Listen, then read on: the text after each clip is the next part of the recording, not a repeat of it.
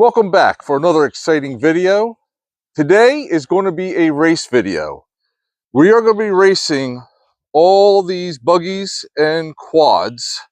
There's only two quads, it's mostly buggies. So none of these are really designed for speed. They're more designed, for going out in the woods, and we of course modified them so you could do some awesome trail riding with them. And all these but one, I have previous videos of build videos. So we've built all these vehicles in some respect. So this first one is probably the most recent one we've done, is the 150 Baja Quad. Okay, stock 150 engine. We have these lined up by cc. So we're starting small and work our way to the biggest. Now, because this is just a little quad with a 150cc engine, this could take this whole race tournament. So anyway, if you want, while I'm naming all these, you as the viewer decide which one you think is going to win. So this is the first one, a 150cc Baja, stock tires, stock gearing. This next one is a Hammerhead 170. It has been cammed. It has the big tires. It has been re-geared. It has the clutching done, so it's better on the takeoff. It gives it more torque. This has really nothing's been spared. No expense has been spared for this one. And yeah, it's going to be a little heavy, but it has a high performance GY6. Now this one over here. Anybody know anything about this? Yeah, that one's mine. That is also has the 170 in there, just like your Hammerhead. It's also been re-geared and clutch work as well. It is also been, the roof has been raised a little bit in there because I hit my head with the ZRZ seats. And somebody other than me actually widened this thing and bent it out a little bit to get a little more hip room in here. And I wasn't a fan of their work, but it's been checked and it's going to hold. Nice. So is this the one we think is going to win? No. Well, you never know. Okay, so next, my neighbor has a 250 Baja. So we're moved up we went from a 170 now a 250. This thing is got the Baja chassis. A lot of times they come in 150s, but this one in particular is 250 water cooled. Is it stock gearing on this one? You haven't changed the sprockets? No. Okay, so it's stock gearing on it. It is donning 25-inch tires all the way around. So is that our pick? Next we got up is a Suzuki LT 250 four-wheel drive. I believe the year is 93. This is the one where, we have a couple of videos on this one. This was the pastor's quad that he gave me. And that's pretty cool. But it's, once again, you might be rooting on a quad, and maybe this is the one. But I will tell you, it's no racehorse, but it's a workhorse for sure. It could be the sleeper. Who knows? Next up is the 150 Days On that was converted to a 250 engine in there. CN 250. It is the same motor that is in that one. Okay, so that one and this one here has the same motor. This one has a gearing change, a clutch kit put in it, but the high performance really is just that the 250 was put in a single seat buggy. So is this your pick? And last but certainly not least is a 300 Trailmaster. What can you tell me about this? I believe the engine is a Yamaha clone. There hasn't been, we put in the aftermarket clutch, the Dr. Pulley clutch in there. Okay. And we upgraded the wheels and tires here to make the big buggy tires. Other than that, it's really fairly stock. It's called a 300, but it really only is about 260 cc's, is it? That's what I can recall. Okay. Well, still, there's no replacement for displacement, so there's that one. We have raced this one before, and I think the clutch slipped. So I am expecting better performance out of this one today. So which one, what is your pick here? What do you say we get racing?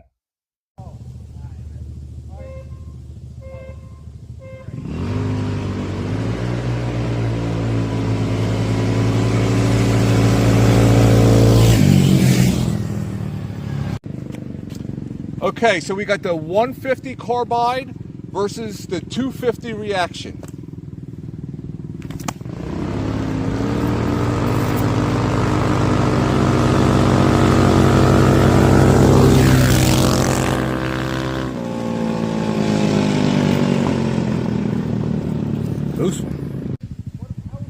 Up next, the 250 single-seater and the 300 Trailmaster.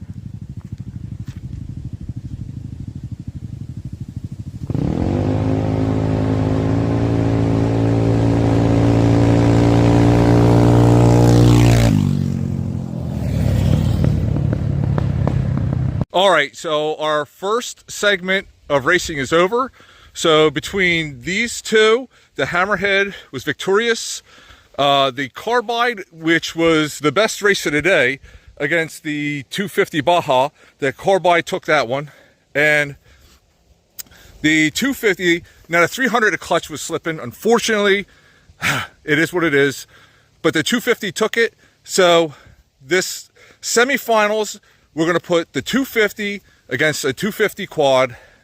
That should be a good one. So up first, we're going to have the 170 versus 170 Hammerhead versus Carbide.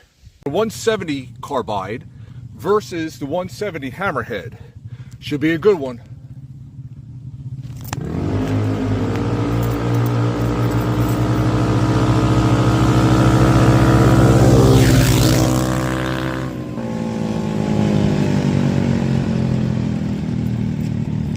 I don't know. I think I was too close to call. All right, this is the second race. The first one was too close to call. Hammerhead versus Carbide, 170 worked motors.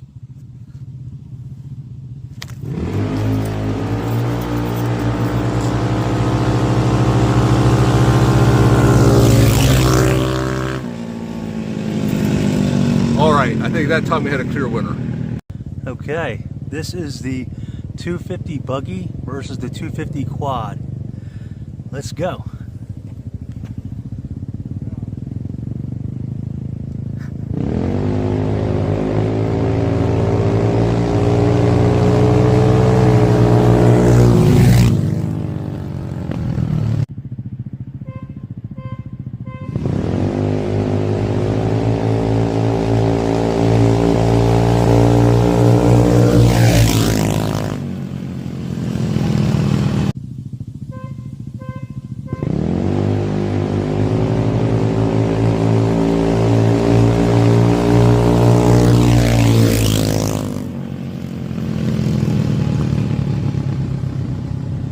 Okay, well that concludes our racing for today.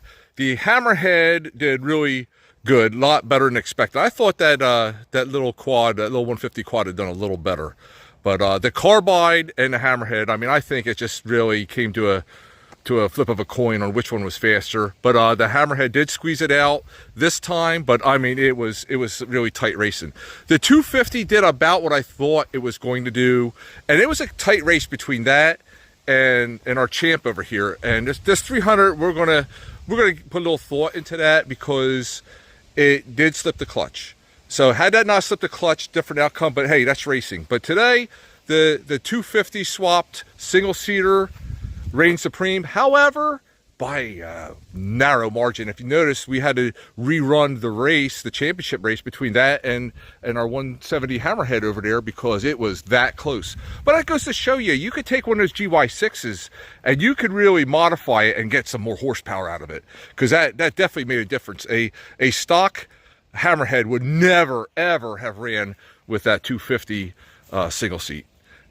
Okay, well, maybe we'll do a ride next. What do you all think?